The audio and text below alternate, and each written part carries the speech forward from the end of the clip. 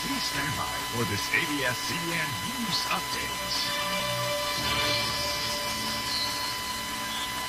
Ng Ninoy Aquino International Airport sa pagdating ng bida ng Meteor Garden na si Dao Ming Su o si Jerry Yan.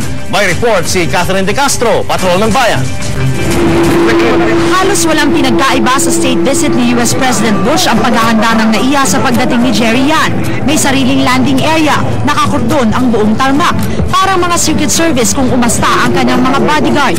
Media lang ang pinayagan lumapit kay Jerry. Maraming empleyado ng NAIA ang nadismaya. Alas 12:08 ng tanghali nang dumating ang PR Flight 897 galing Taipei. Hindi pa man bumaba sa eroplano, nagwawala na ang mga taong nag-aabang. At nang masilayan na nila si Jerry Yan, hindi na kontrol ng airport security ang mga empleyadong nakalusot.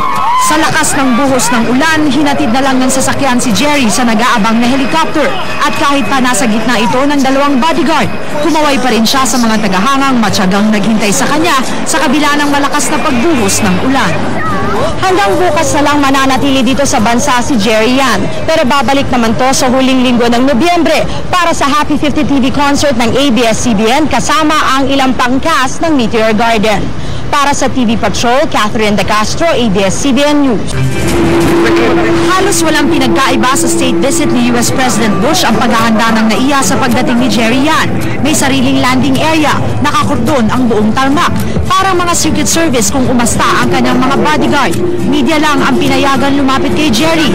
Maraming empleyado ng NAIA ang nadismaya. Alas 12:08 ng tanghali nang dumating ang PR Flight 897 galing Taipei. Hindi pa man bumaba sa eroplano, nagwawala na ang mga taong nag-aabang. At nang masilayan na nila si Jerry Yan, hindi na kontrol ng airport security ang mga empleyadong nakalusot.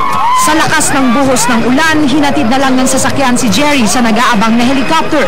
At kahit pa nasa gitna ito ng dalawang bodyguard, kumaway pa rin siya sa mga tagahangang matyagang naghintay sa kanya sa kabila ng malakas na pagbuhos ng ulan. Hanggang bukas